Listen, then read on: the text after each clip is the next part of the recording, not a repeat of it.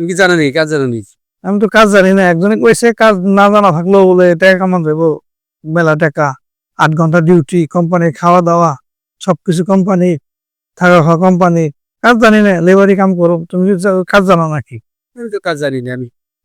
দেখো তাহলে একজন আছে লোক পরিচিত, তাহলে তার সাথে কথাবার্তা কই, যদি হয়ে যায় তাহলে যাই দুজনে।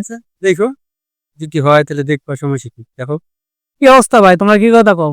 তো একজনের বিদেশের মরিচ চাষের কথা কইছিল, এই আলোচনা করতেছে। তোমরা কাম জানো নি যে বিদেশে? আমার তো কাজ জানে না, জানি না।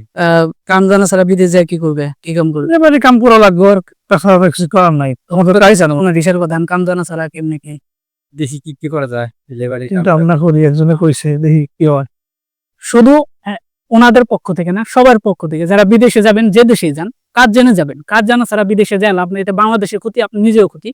কারণ আপনাকে ভুল প্রতারণা স্বীকার করে যে কোনো একটা জিনিস বলবে, কিন্তু আপনি যা সেই কাজটা পাবেন না, যেহেতু আপনি কাজ শিখেন না। তো বিদেশে যাওয়ার আগে সবসময় কাজ শিখে যাওয়ার চেষ্টা করুন। আগে কাজ শিখুন, পরে বিদেশে যাওয়ার চেষ্টা করুন। যদি মরিশাস আসুন, অন্য যে কোনো দেশে যান, কাজ শিখে যান, অনেক টাকা ইনকাম করতে পারবেন, সুন্দরভাবে থাকতে পারবেন, আরামে কাজ করতে পারবেন। সবাই ভালো থাকবেন, ভিডিওটা শেয়ার করে দেবেন। ধন্যবাদ।